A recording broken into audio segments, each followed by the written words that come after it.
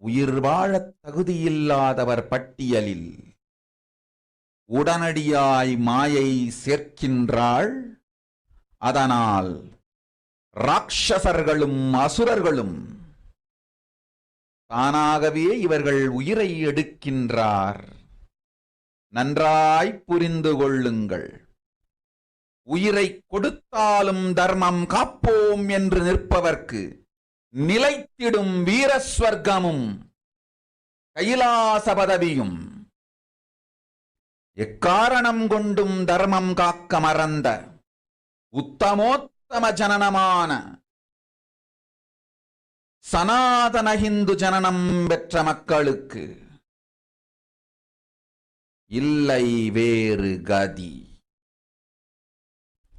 சனாதன ஹிந்து தர்ம மனித ஜனனம் உத்தமோத்தம மனித ஜனனம். உங்கள் உரிமை உலகில் அதிகம், உங்களுக்கு கடமையும் உலகில் பெரிது. தர்மம் காத்தாலே கடமை, தர்மம் காக்காதார்க்கு உயிர் வாழும் உரிமை இல்லை.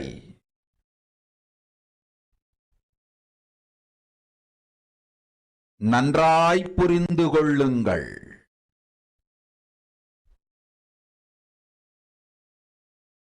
உத்தமோத்தம பிறவியான சனாதன ஹிந்து தர்ம பிறவி எடுத்த எல்லோரும் புரிந்து கொள்ளுங்கள். உங்கள் வாழ்வின் முதற்கடமை தர்மம் காத்தல். தர்மம் காக்க தர்மம் உங்களை காக்கும். சனாதன ஹிந்து தர்மம் காக்க மறந்திட்டால் வாழும் உரிமையை நீங்கள் இழந்து விடுகின்றீர்கள். அதற்கு மேல் வாழ்ந்தென்ன அழிந்தென்ன? பூமிக்கு பாரம் குறையட்டும் என்று அசுரர்களும் ராட்சதர்களும் உங்களை உண்டு தீர்க்கின்றார்கள். அதையும் மாயை கண்டு சும்மாவிருப்பாள்.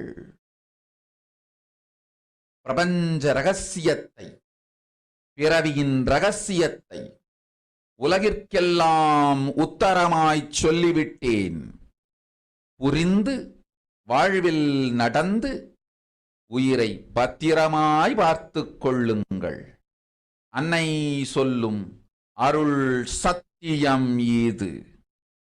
ஓம் ஓம் ஓம். Yes.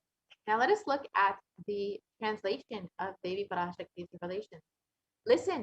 Andajam, Yonijam, Jalajam, Bijam, like this in 4 types of births in 84 lakh yonis. In all these births, the great birth of them all is the human birth.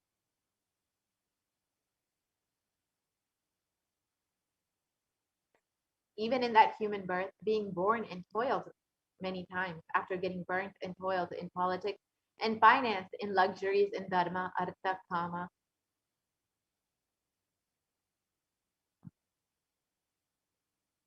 and those who decide only moksha, only those will have the Hindu Dharma Yonijam, the Sanatana Hindu Dharma Yonijam of being born to Hindu parents. Human birth is Uttamam, the best, and Sanatana Hindu Dharma human birth is Uttamottamam, the best of the best. Everyone who took this Uttamottama birth has the responsibility of protecting the science of living enlightenment and Sanatana Dharma. And also they have the right of experiencing its benefits. This right was given to them because of their commitment given by them to do this responsibility. And after coming to Bhuloka, by getting mentally deluded and forgetting the dharma of protecting Sanatana Dharma, Maya, she is taking away all their souls. Understand carefully. I am giving the Sanatana Hindu Dharma Yonijam only for those who gave the commitment of protecting Sanatana Dharma, even by giving their life. And after getting the body, because of painful delusion, not dropping fear and greed, for those who forgot to protect Sanatana Hindu Dharma, Maya, she will immediately add them all to the list of those who are not worthy of living.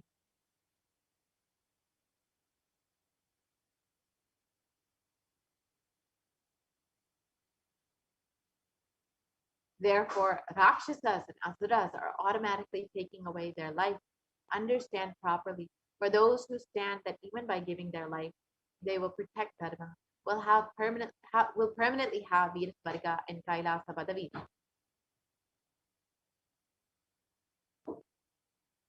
For any reason, people who forgot to protect Dharma, having Uttamottama birth of Sanatana Hindu birth, there is no other way for them. Sanatana Hindu Dharma birth is Uttamottama human birth. Your rights in this world are immense, and also your responsibility in this world is large. Protecting Dharma is responsibility.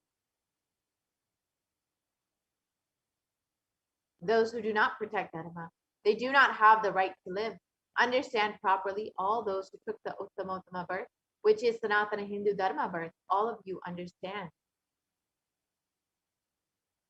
The first responsibility of your life is protecting Dharma. Dharma will protect you. If you forget to protect Sanatana Hindu Dharma, you lose the right of living. After that, what bothers whether you live or get destroyed?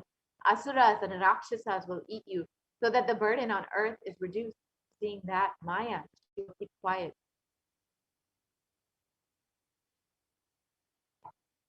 So Devi Parashakti has revealed that Hindu birth, the being born to Hindu birth parents, is the best of the best births, the Uttamottama birth. And we have been given this birth as because we have committed to take the responsibility to protect Dharma, to protect Sanatana Hindu Dharma, and protect this science of living enlightenment. So now let us understand more about the responsibility of Hindus and why we need a Hindu nation. Hinduism represents the world's most ancient yet progressive indigenous spiritual tradition. It is an open framework model of civilization that stands for global peace, vegetarianism, nonviolence, yoga, worship of nature, temple-based living, manifesting spiritual powers, and the inherent divinity of every being. And the Hindu nations were ecosystems where more and more enlightened beings could be produced, so that enlightened civilization could be lit alive and its great gifts shared with the world. So now let us look at some of the references of Hindu nations from our Hindu scriptures. The Hindu nation ruled by Bhagavan Rama, the Ramarajya, was one of the greatest Hindu nations that we have heard of. And in the Valmiki Ramayana, it's described in Valmiki Ramayana, it describes the Ramarajya. There was no widows to lament, nor there was any danger from wild animals, nor any fear born of diseases. The world was bereft of thieves and robberies. No one felt worthless, nor did old people perform obsequies concerning youngsters. Every creature felt pleased. Everyone was intent on virtue, turning their eyes towards Rama alone. Creatures did not kill one another. And the description continues on. People survived for thousands of years with thousands of their progeny, all free of illness and grief. The trees there were bearing flowers and fruit regularly without any injury from pests or insects. The clouds were raining in time, and the wind was delightful to the touch. Every caste was performing their own duties, satisfied with their own work and bereft of any greed. People were intent on virtue and lived without telling lies. All the people were endowed with excellent characteristics. All were engaged in virtue. And one of the other famous Hindu kingdoms was the Hastinapur kingdom, ruled by Yudhishthira, and it's infamous for its prosperity and wealth and the abundance of every citizen. In the Srimad Mahabharata, it describes Devas granted rains to fulfill all. The world became free of all diseases. There was no hunger or thirst anywhere. There was no mental suffering. Those without livelihood were given livelihood, and there was abundance all around. There was no worldly worries left for anyone, and there was no cause for fear either. Happiness on earth was in fact greater than in the heavens. You can see that our Hindu kingdoms, Hindu principles, had so much of prosperity and abundance from all classes and creeds. And this was because of the Hindu scriptures, our Hindu principles, govern these ecosystems.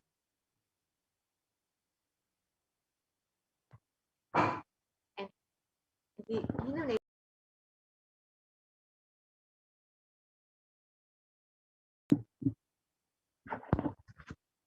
whether in the fields of enlightenment, health, medicine, art, science, technology, aviation, dance and music, clothes and jewelry, social systems, judicial systems, political systems, and legal systems, Hindu nations contributed in every single field and gave breakthroughs in every field. So let us understand now how our Hindu nations were destroyed. Over the course of 1,000 years, we've seen multiple phases of invasion and destruction where we had 56 nations, Hindu nations once, and now we've been reduced to only one, which is Kailasa. Now let us understand the history of the destruction of our Hindu civilization. The first phase of the destruction of the Hindu civilization were the Islamic invasions, which happened between 800 and 1700 AD. This was the physical destruction of our Hindu civilization. And Will Durant, a famous historian, has described the Mohammedan conquest of India is probably the bloodiest story in history. The Islamic historians and scholars have recorded with great glee and pride the slaughters of Hindus and forced conversions, abduction of Hindu women and children to slave markets, and the destruction of temples carried out by the warriors of Islam during 800 to 1700 AD. Millions of Hindus were converted to Islam by force, and during this period, millions more were raped and murdered and dismembered.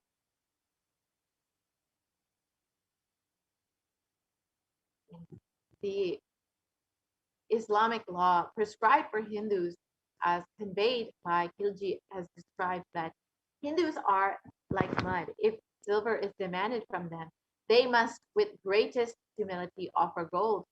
If a Mohammedan desires to spit into a Hindu's mouth, the Hindu should open it wide for that purpose.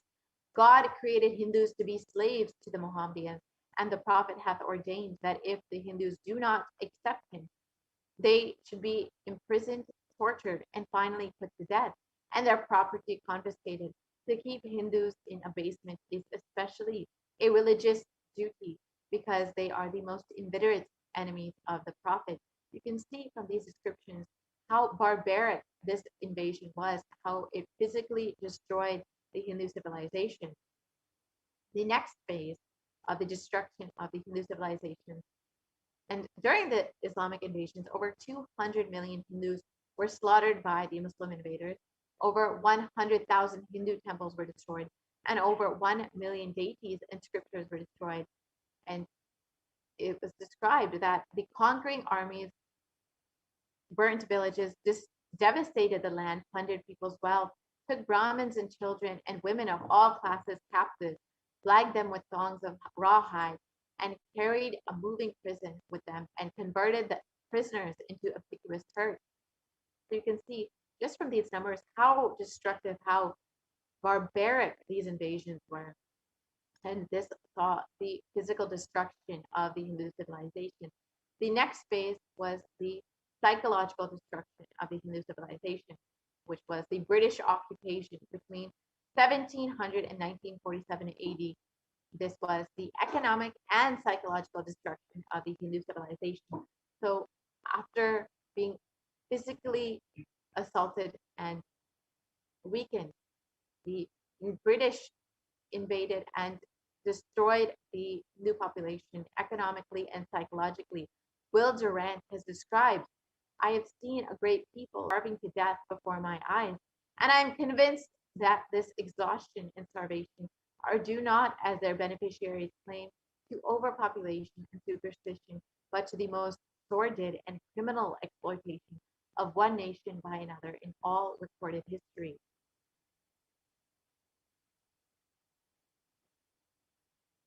And during the British occupation, the British Empire used all possible means to destroy the Hindu civil and cultural institutions in order to delegitimize and demoralize the indigenous people of India so that they would become slaves in their own homeland. This included discriminatory laws to instill feelings of inferiority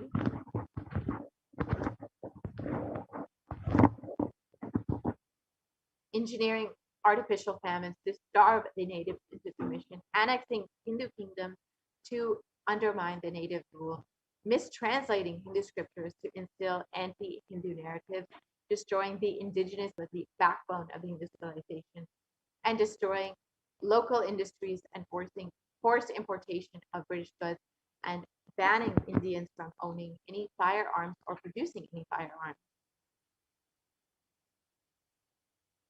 And during the British occupation, over $45 trillion was looted from India over the course of 200 years, and over 45 million Hindus were put to death due to artificial famines and imposed poverty by the British policies, and over 680 native kingdoms were usurped by the British Raj.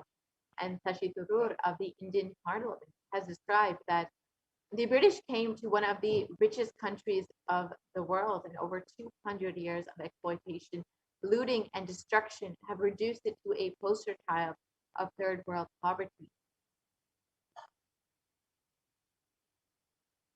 And the next phase was the secularization of India, which happened after the independence of India, from 1947 till present day. And this has been ruled by brown faces, British attitudes and policies towards Hindus. And Nehru, the first Prime Minister of India, one of the first leaders of the free so-called secular India, has described what a disgusting, savage people we are. Politics, progress. So where are they before the black religious savagery? India can never be a Hindu republic. And B.R. Ambedkar has described, who was the first law minister and principal architect of India, of the Indian Constitution, has described, if Hindu Raj does become a fact, it will no doubt be the greatest calamity for this country. No matter what the Hindus say, Hinduism is a menace to liberty, equality, and fraternity. It is incompatible with democracy. Hindu Raj must be prevented at any cost. And despite India being secular or so-called secular, you can see that this ecosystem was clearly anti-Hindu. The primary rulers, the first rulers, the leaders of the so-called free secular India had completely discriminatory ideas and prejudice against the Hindu population. And the modern Indian legal system, academia, and media all systematically undermine, suppress, and delegitimize Hindu institutions and culture. India's constitution has, and they have done this through various ways. India's constitution has established government control and taxation over Hindu temples, schools, and other institutions, while other religions still remain free from this interference. And Articles 26 through 30 of the Indian Constitution discriminates directly against Hindus by giving special rights and benefits to non-Hindu government benefits, as well as scholarship and more. And Hindu kingdoms and self-governance has been abolished in the secular India, and anti-superstition laws have been passed to criminalize Hindu practices and rituals. And mainstream Indian academia have described Hindus as sexist, racist, backwards, and oppressors. And these negative media portrayals have been shown in Bollywood as well as TV.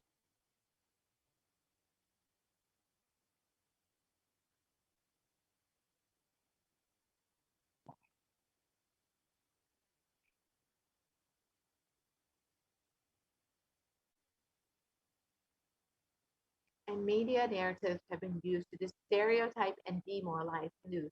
Bollywood and other mainstream media outlets consistently portray Hindus and Hindu gods and gurus as cartoonish, dishonest, corrupt, sex fiends, and in a manner similar to the British imperial propaganda.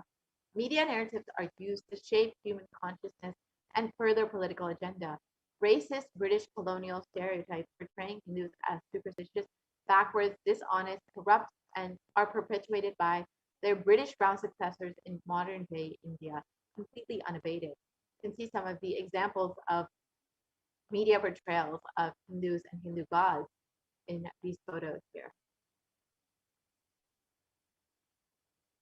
So now we've understood how the Hindu civilization has been destroyed over the course of the past 1,000 years.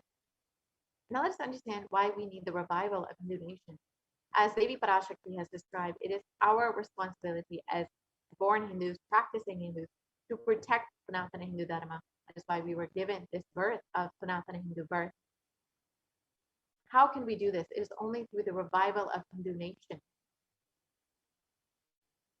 The Supreme Pontiff of Hinduism has described the vision for the Hindu civilization. During the time of the Mahabharata, Hindus had 56 deshas, 200 states, 1,700 samsthanas, and 10,000 sampradayas. And all 56 we Hindus are persecuted. Now we have lost all of the 56. The last, I am the collective voice of all the persecuted Hindus. I will revive and rebuild a Hindu nation built on the Vedagamic principles as a refuge for all practicing and aspiring Hindus, a safe haven for all the persecuted Hindus.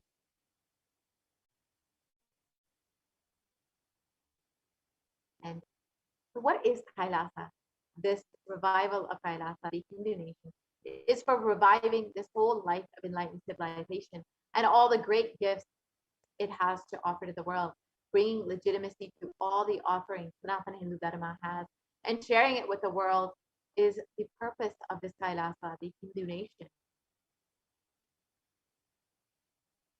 And Kailasa is the revival of the cosmic constitution.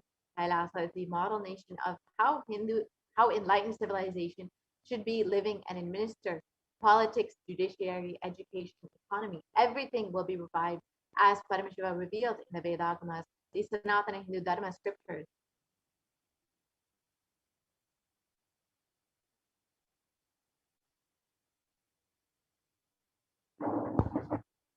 Being one of the most persecuted civilizations, Hinduism is on the brink of extinction, such that the next generation may know about Hinduism only through our history books, which is because Hindus have forgotten the responsibility we have taken as we were gifted this Hindu birth. We've forgotten this responsibility as Devi Parashakti has described. So what can we do to stand up for Hinduism now, the Hindu civilization, and all that it has offered to the world? Today, Hinduism is a political orphan. The preservation and restoration of Hinduism's spiritual and cultural heritage is impossible without a national identity. So what can we do to save Hinduism? Let us reclaim our Hindu identity. As Devi Parashakti has described, we were given this birth, this Hindu birth, to protect Sanatana Hindu Dharma and to enjoy all the great gifts it has to offer to the world. We need to understand that Hinduism is responsible for our successful life. If you are a Hindu and you are wealthy, healthy, rich, successful, peaceful, happy, respectable, have a stable family life, and have the best mental setup, you need to understand that Hinduism is responsible. Your Hindu identity is responsible. The Hindu scriptures are responsible. It is the Hindu scriptures which have given us the best mental setup and all the best things we Hindus have. Our Hindu scriptures are responsible for this. And Hindus are among the richest and most successful ethnic communities in the world. Hindu scriptures, Hindu lifestyle, our enlightenment for this. The Hindu thought currents are responsible for this. And in the Hindustan Times, it was reported that Hindus are the most educated religious group in the US, according to Pew study reports.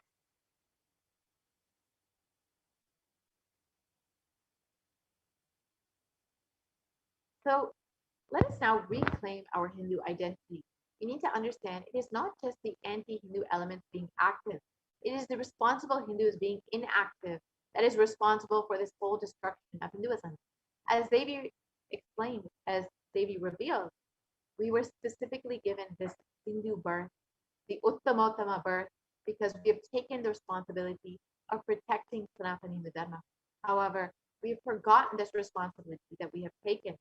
So let us now take this responsibility again for Hinduism, and let all the Hindus all over the world reclaim our Hindu identity, reclaim the reason that we were given this Uttamotama birth of Sanatana Hindu birth. Let us understand now what is the responsibility of Hindus as revealed by Devi Parashakti. It is the responsibility of Hindus to revive this enlightened civilization again and again and give all the gifts of the enlightened civilization to humanity. The revival of the enlightened civilization, this Kailasa, the Hindu nation, is the survival need of humanity.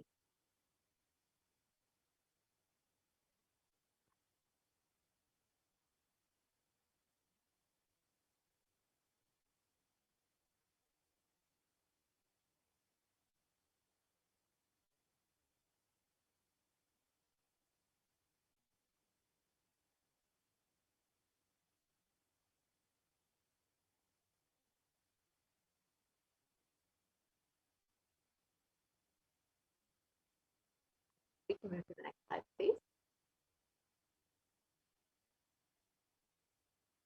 So this is an invitation to all the Hindus out there. We are inviting all the Hindus, the born Hindus, the practicing Hindus, those who are sympathetic towards Hinduism, those who are curious about Hinduism, those who want to explore and enjoy Hinduism. Please come and be a part of this revival. You can sign up to become an e-citizen of Kailasa, an e-Kailashian, by visiting kailasa.org and signing up to be an e-citizen. Enjoy all of the benefits that Hinduism has offered to the world and share it with the world and protect all that Hinduism has to offer to the world. You can sign up today to be a part of this whole revival of Kailasa, this revival of the Hindu civilization. So now let us listen to what the Supreme Pontiff of Hinduism has revealed as the need of the Hindu civilization for humanity, why we need Kailasa. Let us now watch this video.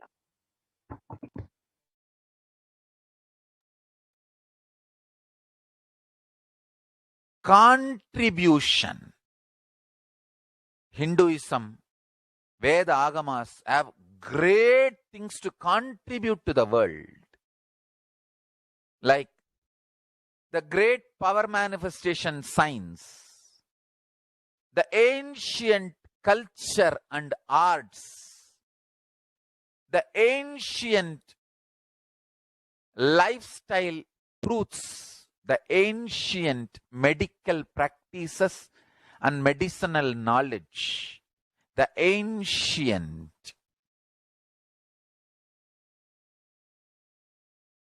indigenous cultural heritage and jewelry, perfume, dance, music. In every level, Hinduism has so much to contribute. Veda Agamic traditions have so much to contribute. To share all this with the world, to contribute to the world.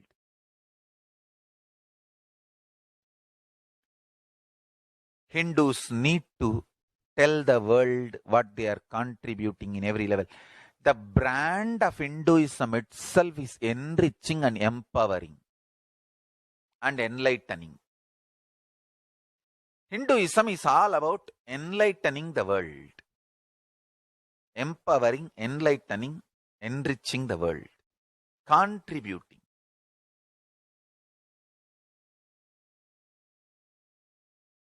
That is our spiritual life.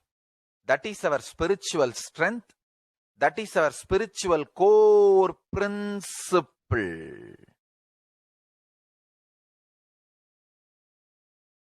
O humanity, I request you with folded hands, some one corner of the world, if you just give me few hundred acres, I will keep this whole science alive.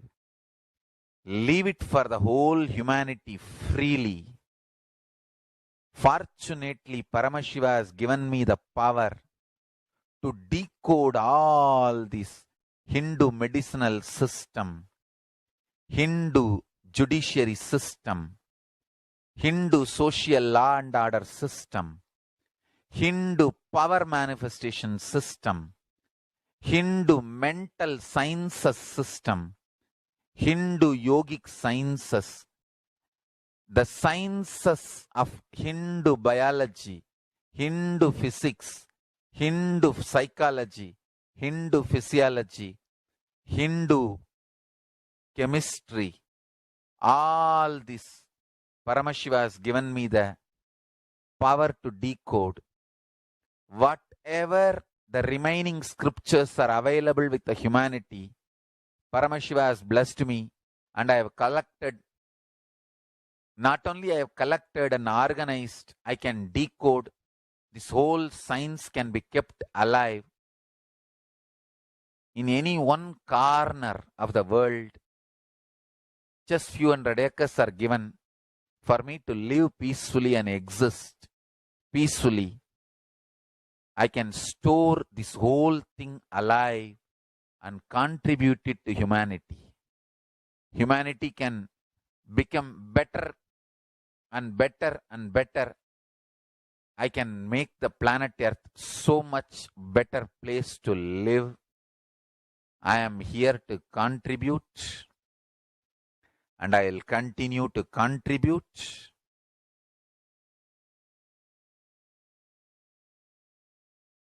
As long as I am allowed to live, I will contribute. I have collected all the remaining available scriptures, maybe 2 crore books. 2 crore means 20 million, I think, books on Hindu physics, Hindu chemistry, Hindu biology, Hindu physiology, Hindu psychology, Hindu law and order, Hindu social system, the power manifestation sciences of Hinduism, yogic sciences of Hinduism. I have collected, and Paramashiva has given me the blessings and power to decode. I have decoded and continuing to decode them.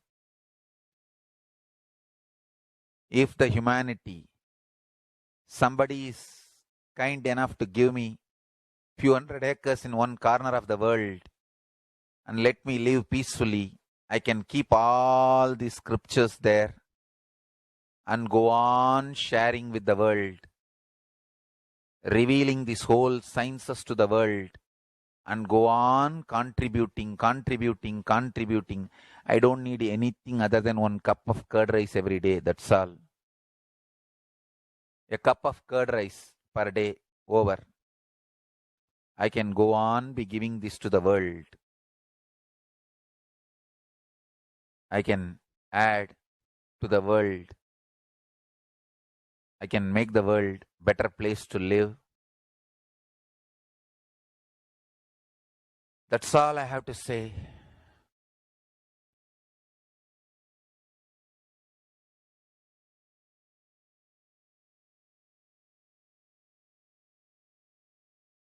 Thousands of medicines are described detail in ancient Siddha and Ayurvedic scriptures. Paramashiva has given me the power to decode them, read them, and properly translate and map them to the modern day human language. And I am ready to work 20 hours a day. I just need few hundred acres where I can sit peacefully and keep this library, run a Gurukul where thousands of people can learn this and share it with the world. Understand?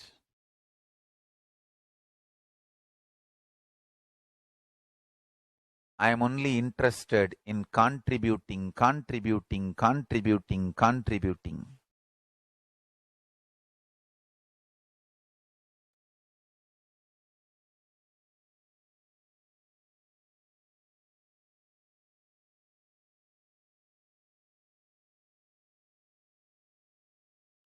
if we can decode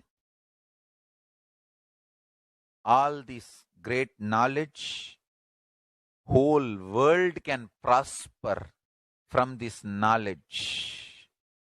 Whole world can enjoy from this knowledge.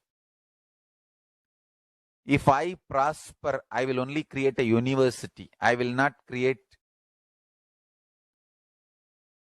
anything else. If the Hindus prosper, they will only create education institutions. Because Hinduism is all about giving, contributing. If I prosper, I'll create university, that's all. Kailasa is all about university, to decode the ancient sciences and share with the world. Understand? Every day I am sitting and going on decoding, writing notes on my books and writing details on my books.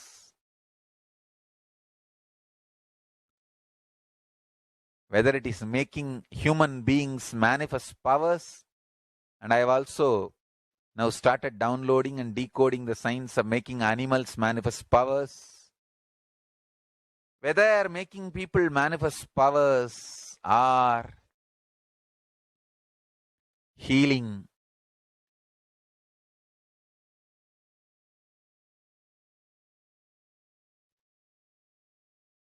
in every level, life is all about contribution, contribution, contribution.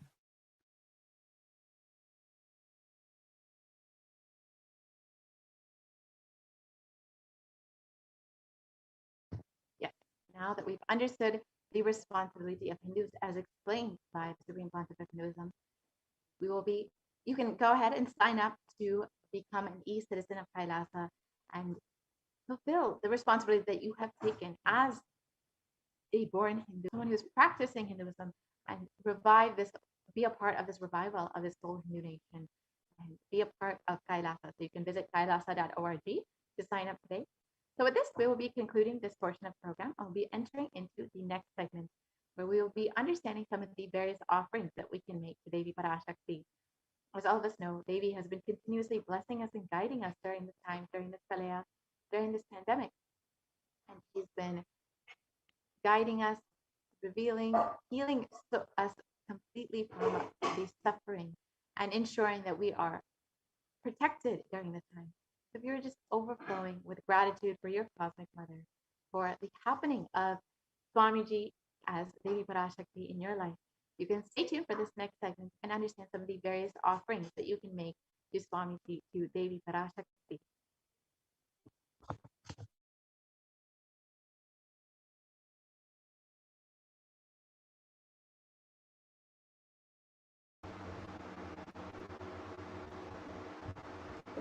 Nithyananda.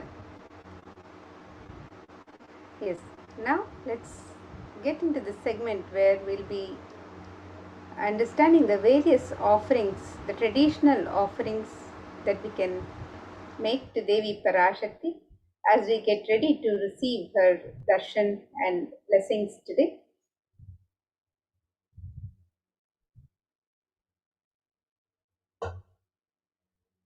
In the Hindu tradition, the offering of the gift to the divine is an expression of pure sacred sentiments. It's an expression of the love, devotion, and gratitude of the devotee to the divine as they prepare to receive the darshan of the divine.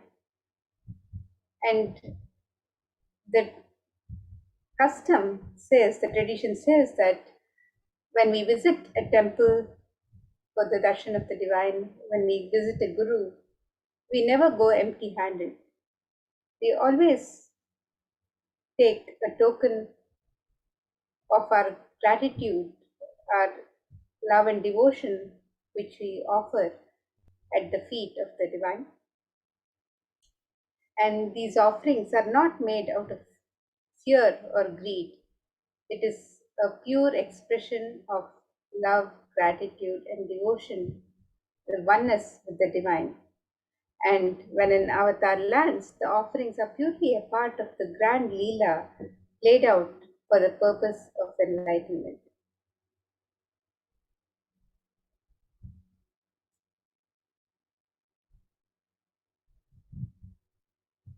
And as we get ready with the traditional offerings for Devi Parashakti, let us contemplate on this beautiful description of the grace and splendor of Devi Parashakti. This Dhyana Shloka from the Moola Agam Manonmani Dhyana describes Devi Parashakti. It says, Induni Bhaveda Karavahinayanam Syat Pankajavaraabhayajapakshara Angahimabhushana Vichitra Vasanam Syat Tungamakutojvala Manonmani Swarupam. And the translation of this verse, it says, moonlight face, holding Veda books on hand, fire in eyes, with lotus flower, gracing and blessing hands, and one hand with Japamala, beautifully decorated with jeweled ornaments in wonderful clothes and shining crown. Her name is Manonmani. And another verse which describes Devi Parashakti, again from the Moola Agama Manonmani Dhyana. This verse describes Dhyaye Devim Trinetram Shashinibhavadanaam Vedahastam Dadhanam Savye Padmam Varadam Apare Chabhayam Chakshamalam Divyairabharanair Vibhushita Tanum Dhammadibhit Pujitam Devi Meva Manonmanim Pratidinam Kamarthadatrim Shubham.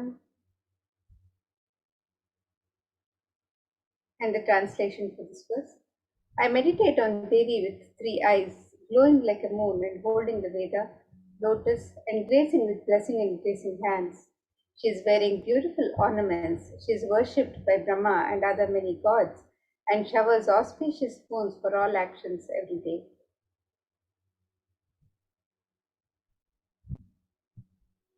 And in the Hindu tradition, the divine element of gold is mentioned in all of our scriptures and is used in abundance in all of the offerings for the divine, in the worship of the divine, and in the temples, the decorations, and the many sacred rituals.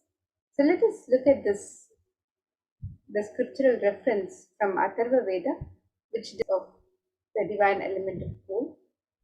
And this verse describes Tredajatam janmanedam hiranyam agnirekam priyatamam babhuva somasyaikyam insitasya parapatata apamekam veda samreta ahutatte hiranyam trividastavai vishe. The translation of this verse, triply born by birth is this gold, from the atoms of Agni is one. It becomes dearest to Agni. One fell away from the Soma when it was heard. One they call the seed of virtuous and powerful Apa, the water in molecules. Let that triple gold be for your long life. The gold is a divine element in the Hindu tradition. It purifies anything it touches. It is an element of great spiritual significance and spiritual enlightening. The vibration of gold has the power to infuse sattva energy and positive thought currents in anyone who wears it and in anyone who sees or operates in its vicinity. Gold is present in all the Hindu scriptures, the Agamas, Vedas, Shrutis, Smritis, Itihasas, Puranas. In all the Hindu scriptures, it is abundantly displayed that gold is the most auspicious and purest metal which purifies our being. In the Hindu civilization, everything was built in gold, exchanged in gold. Ritual feasts were offered in gold bricks. When one was to be saved from life-threatening illnesses, gold was offered as a ritual fee. Gold was in abundance and used for weighing equivalent amounts of commodities, including cows. Kingdoms were built with huge doors of gold. The streets would have huge columns and huge archways made of gold. The horses and cows were dressed in gold. And Hindu civilization thrived on the banks of rivers of gold. The Indus River was called Hiranmaya, the river of gold in Rig Veda. The river Saraswati was called Hiranyavartini in Atharva Veda. Gold is the supreme element for offering gifts to the ones you love and revere. Temples are constructed and paved in gold. Deities are made in gold and decked and adorned in gold because it preserves the enlightenment energy for thousands of years and it lasts forever.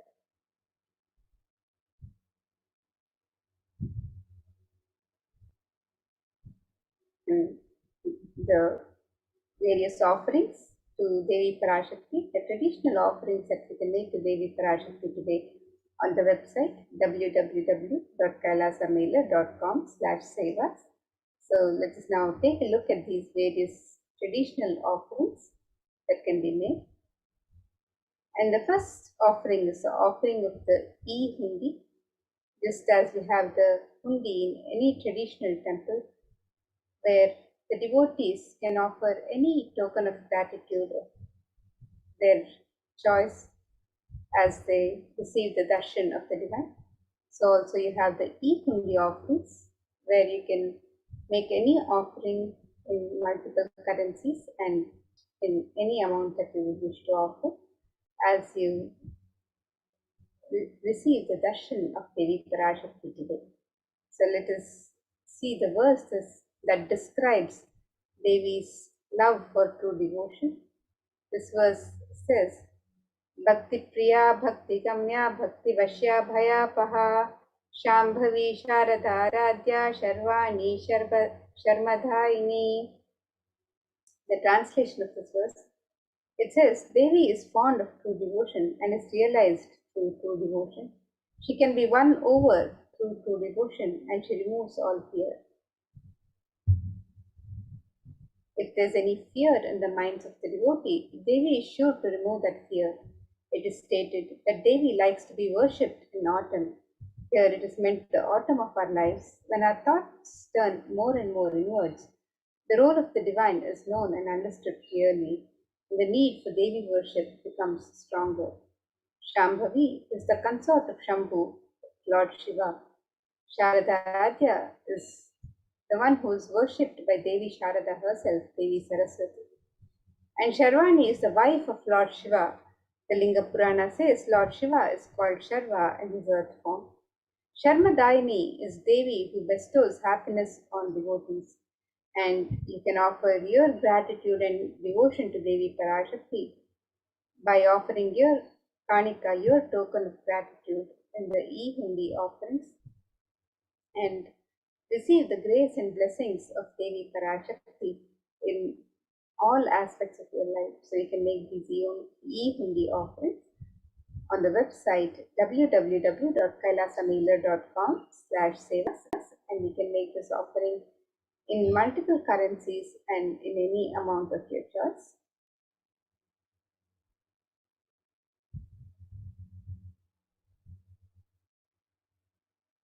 And the next offering to Devi Parashakti is the offering of the Sankalpa chanting, the conscious resolution.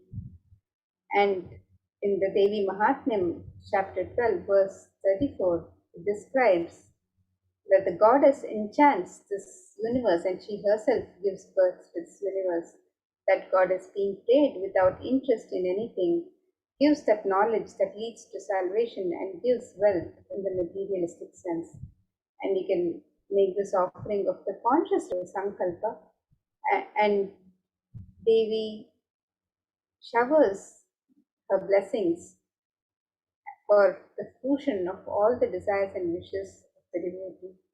So you can make this offering on the website www.kailasamela.com/sevas.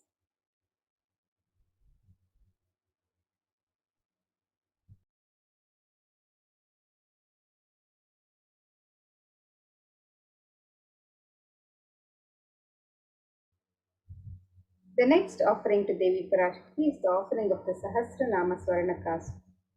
And this is the offering of the pure gold coin inscribed with one of the 1008 sacred names of Devi Parashakti. Devi is described as Nama Parayana Prita, she who likes the repetition of her various names. And this offering of the Sahasranama Swarnakasu, the pure gold coin, inscribed with one of the 1,008 sacred names of Devi Parashakti. This is a very special and unique archana offered to the Mahameru of Devi Parashakti. And we can offering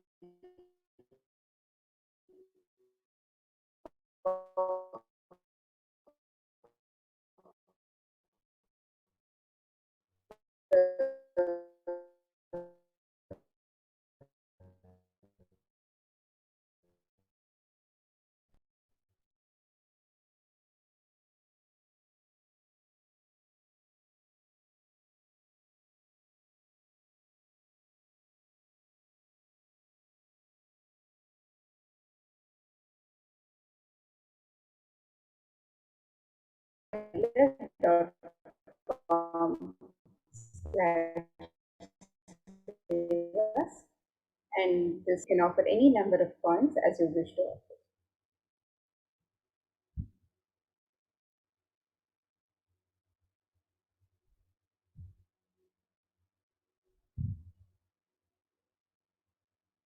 And the next offering to Devi Parashakti is the offering of the Mukta Anguti, the gold finger ring embedded with pearl.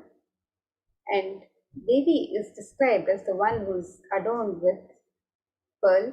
So let us look at this verse which describes Devi's beauty and splendor and how she is adorned with pearls and gems. This verse describes मुक्ताहारलसत्किरीटरुचिरां पूर्णेन्दुवक्त्रप्रभां शिञ्जन्नूपुरकिङ्किणिमणिधरां पद्मप्रभाभासुरां सर्वाभीतफलप्रदां गिरिसुतां वाणीरमासेवितां मीनाक्षीं प्रणतोऽस्मि सन्ततमहं कारुण्यवारां निधिम्.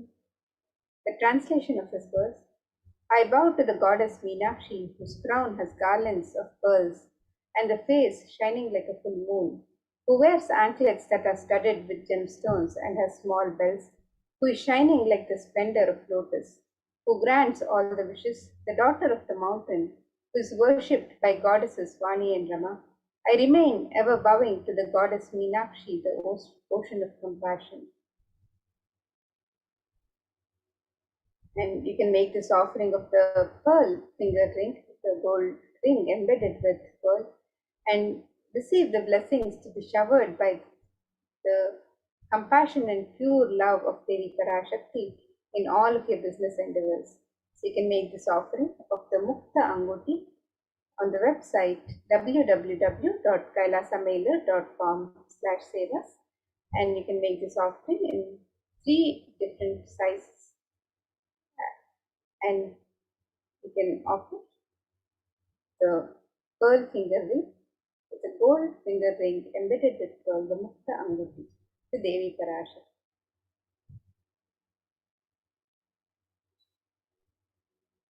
The next offering is the Swarna Padma Pushpa, the gold lotus flower. This verse from Kamika Agama describes one of the significance of the gold lotus in the worship of the divine.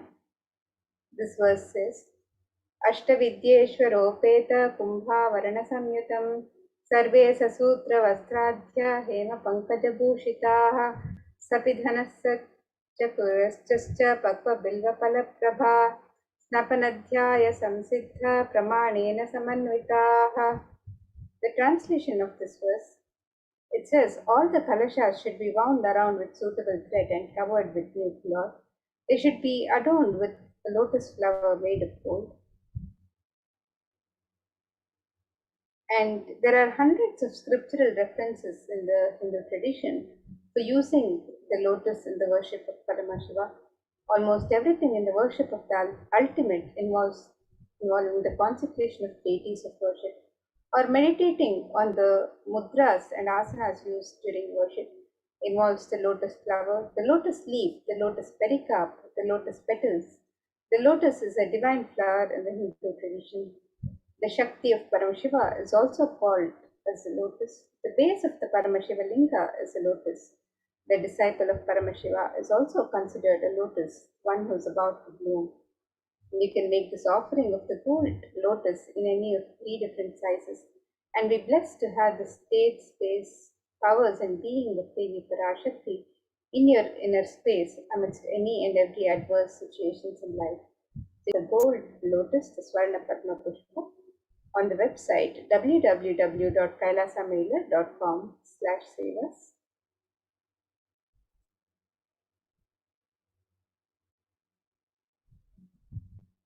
And the next offering to Devi Parashakti is the offering of the Swarna Metti, the gold touring. And this verse from the Saundarya Lahari describes the beautiful lotus feet of Devi Parashakti. It says, Nakadhididit Sanchanna Namajjana Tamo Guna Padadvaya Prabhajala Parakrita Saroruha. The translation for this verse, it says, You whose brightness from the toenails destroy the darkness of ignorance from the minds of your devotees who prostrated your feet. You whose brightness from your 2 feet overpowers that of the lotus flower. And you can make this offering of the Swarna Metti, the gold flooring, to Devi Parashakti, to adorn her sacred lotus feet, and to be in constant gratitude for receiving her blessings in even the most difficult aspects of life. So you can make this offering on the website www.kailasamailer.com/sevas.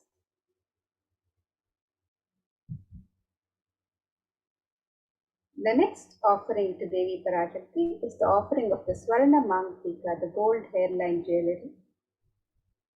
Devi is described as Sudha Sharabhivashini, she who makes the nectar flow in all our nerves from the Sahasrara. That is, she who gives the very pleasant experience of the ultimate.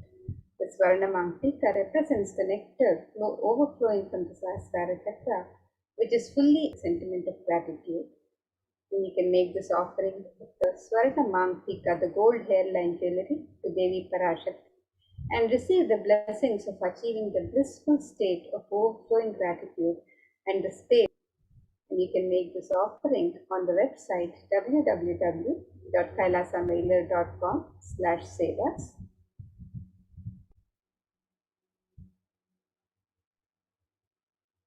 The next offering to Devi Parashakti is the offering of the Pratyaksha Pada Puja. And this verse from the Saundarya Lahari, Shloka 83, describes that the toenails of Devi Parashakti have been sharpened by constantly being touched by the crowns of the celestial beings who always prostrate before Devi. And Tamoguna is darkness, and in this stotram, Tamas is indicative of the ignorance in the minds of the devotees. And by constantly prostrating before the Parashakti, their ignorance is removed and they attain the ultimate knowledge. So you can make this offering of the Pratyaksha Pada Puja, the most sacred ritualistic offering of gratitude from disciple to Guru. And you can make this offering of the Pratyaksha Pada Puja and be blessed with all the auspiciousness and blessings from Devi Parashakti and from the Nidyavatara of Devi Parashakti, the supreme pontiff of Hinduism, Jagat Guru Mahasannidhanam, His Divine Holiness, Bhagavan Shri Nithyananda Paramashivam. You can make this offering on the website www.kailasamailer.com/sevas. And the next offering to Devi Parashakti is the offering of the Vastra Seva, the offering of the sacred cloth. And this is a traditional offering that is made as a token of gratitude for the constant protection of the divine in our lives. So you can make this offering of the Vastra Seva, the sacred cloth, and Devi always showers and blesses with all the compassion, all the auspiciousness and blessings. And we also have the blessings of the Supreme Pontiff Hindu Mahasanidhan, His Divine Holiness Bhagwan Sri Nithyananda Paramashivam. You can make this offering of the Vastra Seva, the sacred cloth, and you can register for this offering on the website www.kailasamelia.com/sevas.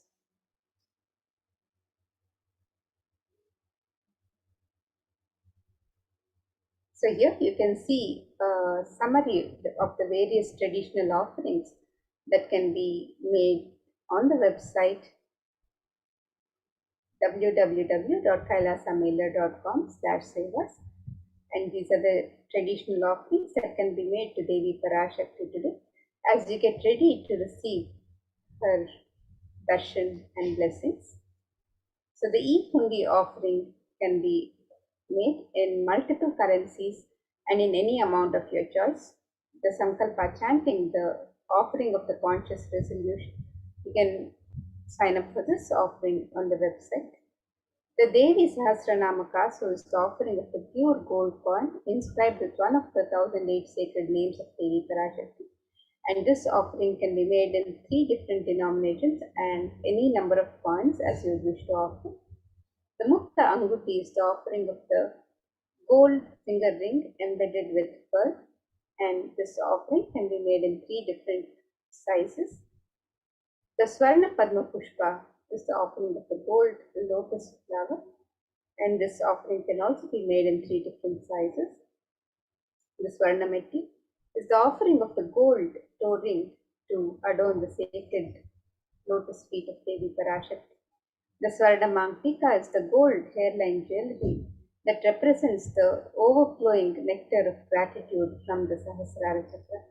The Pratyaksha Pada Puja is the offering of the sacred ritualistic offering of gratitude from disciple to Guru.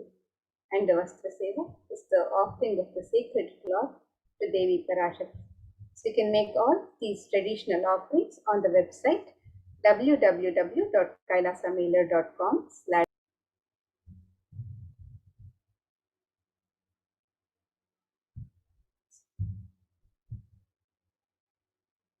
So here you can see the website www.kailasamelia.com/sevas. And as you scroll down, you can make the offerings on the links on step 2.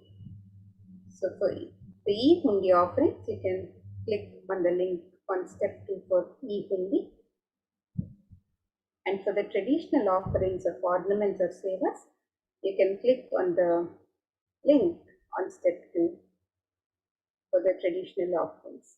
And if you would like to make an intention to make an offering and receive the blessings of Devi Parashakti, to manifest your intention into reality, you can also submit the form on step 1.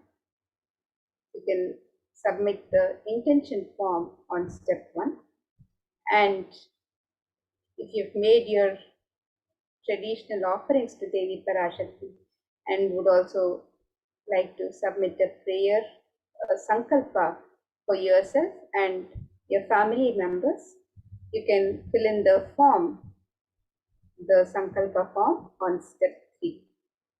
You can click on the link on step 3 and fill in the details of your sankalpa.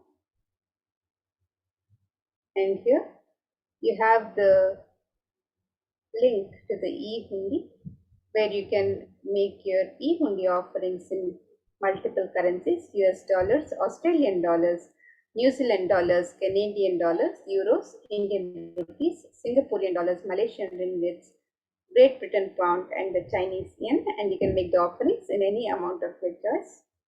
And if you'd like to make the traditional offerings of ornaments or sevas, you can visit this page where you can make the offerings of the Devi Sahasranama Swarna Kasu, the Sankalpa chanting, the conscious resolution, and you can make the offerings of the pure gold coin, the Mukta Anguti, the Swarna Padma Pushpa, the gold lotus flower, the Swarna Metti, the gold toe ring for Devi Parashakti, the Swarnamankika, the gold hairline jewelry, the Pratyaksha Pada Puja, the Vastra Seva, and all of the traditional offerings to Devi Parashakti can be made on this website, and the link to the website is www.kailasamailer.com/sevas.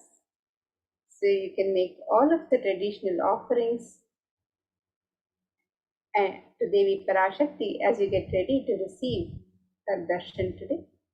And with that, now we'll be moving to the next segment where we'll be learning more about the various facilities being made available for the well-being of humanity, for the care and well-being of humanity during these times of the pandemic. And these facilities are being made available to all of humanity as per the guidance of Supreme Pontificalism, and it is being made available at the de facto spiritual embassies of Kailasa.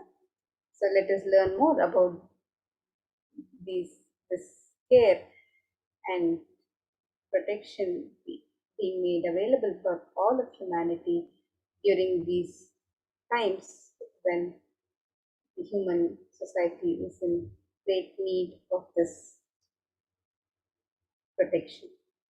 So let us now move to the next segment where we'll be learning more about these contributions of Kailasas, the de facto spiritual embassies of Kailasas, guided by the Supreme Pontificalism himself.